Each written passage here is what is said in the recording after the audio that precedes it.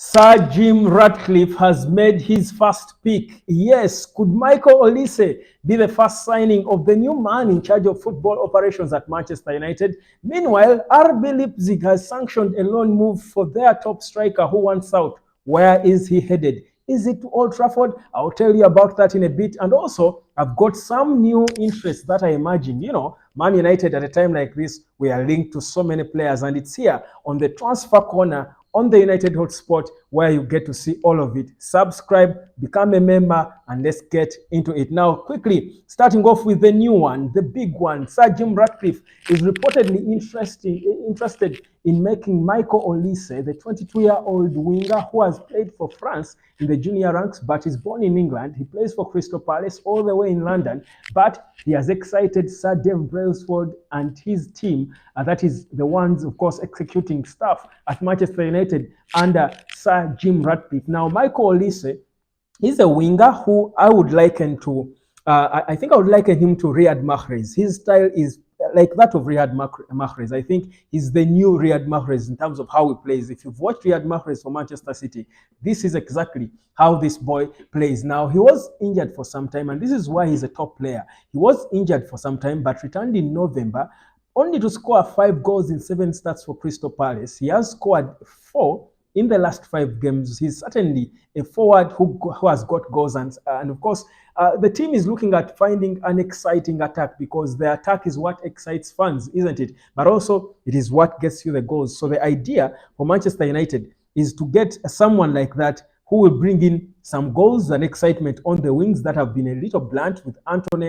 And so probably you would say that what Olise is or seems to be is what Manchester United were hoping to pay £85 million for in Antony dos Santos. So this is exactly the problem they're trying to solve. So that is him and his stats in 2021, 2022, 26 games, 2 goals, 2022, 2023, 37 games, 2 goals. But big improvement so far, 2023-2024, he has played 9 matches and has scored 5 goals and assisted once. Now, this is the player Manchester United is looking to get, but this might not be in January. He could be a signing for the summer, and he has got a contract extended at Crystal Palace. Remember, Chelsea wanted him before, but he opted to stay at Crystal Palace, extended his stay there by about 4 years. So United now wants to buy him out of his contract. Back then, his release clause was about £28 million.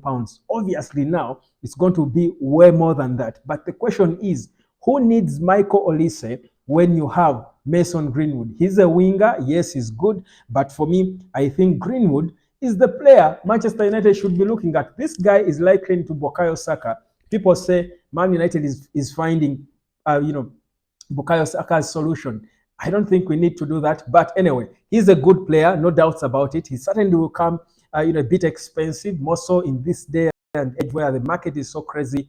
But is he a player you need when you've got Mason Greenwood contracted to you? That's the question you might be doing. But also signing him, because I feel like we need to give Amad Diallo time, because this guy plays mostly as an inverted winger, coming from the right wing. He's left-footed, cuts in and scores goals. Of course, he's more established and proven in the Premier League. But I think Amad Diallo has shown us signs that he can be an exciting player, and you don't want to sign such a player in the summer unless Diallo fails to apply himself and convince the jury. I think the jury is still out there for him. I think he needs to be given time to convince us that he's good enough or not. So for me, I think this is indeed a signing that we should wait for the summer. That is Micheal Olise, 22-year-old player that United apparently is interested in signing and making him the first signing for the new man in charge of football matters. That is Sir Jim Ratcliffe. Now, away from him, there is, of course, a new emerging report. United is being linked to that young boy called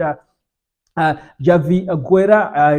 He currently plays for Valencia in Spain. He's a 20-year-old player. He's a midfielder, and of course, he's certainly one of those young players United is being linked with, and they will always come many, I think, in big numbers. But I just needed to mention this one for you. I think it's an emerging interest that we might not dwell on so much. United has sent their scouts to go and monitor him, it is believed, but let's wait and see how far that goes. Let me stick to the others that you've been following a little more. I've told you of Timo Werner, who wants out of Red Bull Leipzig. Now, it has been confirmed today that Red Bull Leipzig had sanctioned a loan move for Timo Werner. Of course, it is not mentioned to which team, But the transfer corner has learned that Manchester United could be the destination for the Chelsea the Chelsea flop, the former Chelsea flop, who wants to restart his career at a bigger club away from RB Leipzig. Now, it's not a good thing for him because this is his parent club. It made him the star that he became later. Joined Chelsea, it didn't work. He goes back there, and now he wants out. My feeling is, whereas I think a loan move for Timo Werner would be a decent one for Manchester United, especially in January, I feel like it is more to his benefit than it could be to Manchester United. That is why, for me, I'm still for Javi Guerra. I think we want to get a player. Yes, it's good motivation for him to want out of the club, and you want to get a player who is motivated to leave. The same thing with Javi Guerra and Stuttgart. But for me, I still think, why get a player who years ago failed to perform at Chelsea? Why don't we get a hungrier player, a new face, someone new to the Premier League who comes with that anonymity to him for only £15 million? For me, I think I'll still go for Javi Guerra as the top option of a striker for United to go for. But Timo Werner has been sanctioned to leave. Let's wait and see where he goes. Now, still speaking Man United and the transfer talk, this boy has been the talk from last night.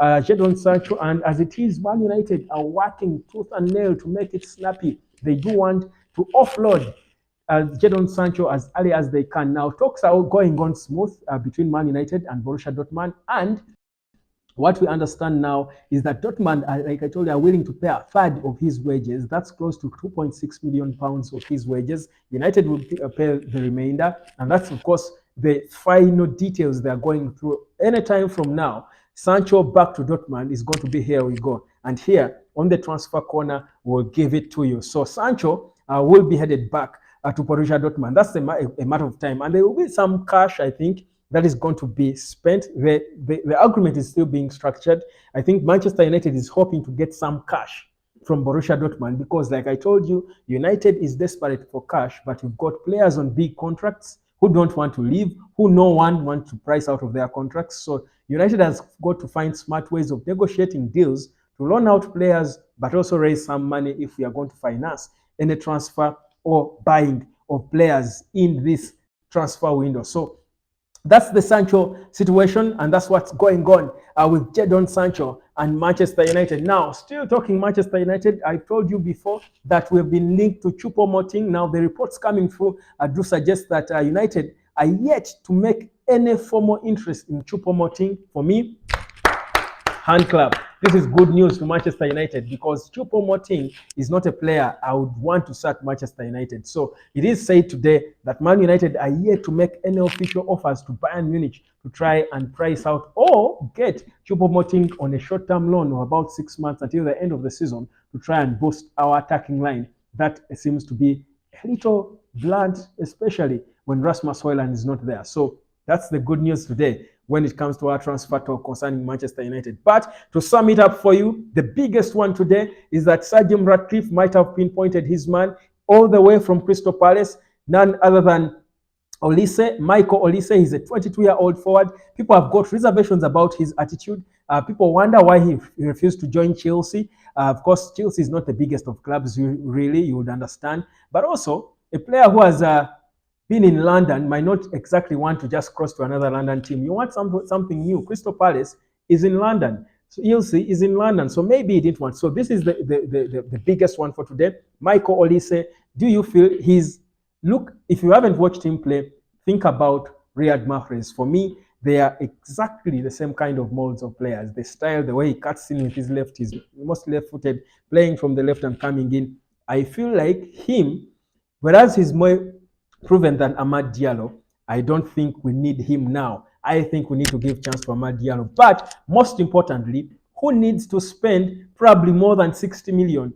I do think his release clause will not be less than 60 or 70 million pounds for Crystal Palace. Who needs to spend that amount of money on a winger when you've got Mason Greenwood scoring goals for fun at Getafe and he's your player? That for me is your food for thought. My name is Webb. This is the United Hotspot, the Transfer Corner. Subscribe, become a member, and let's keep talking Man United as we do keep championing the champions of all champions who are now sleeping champions.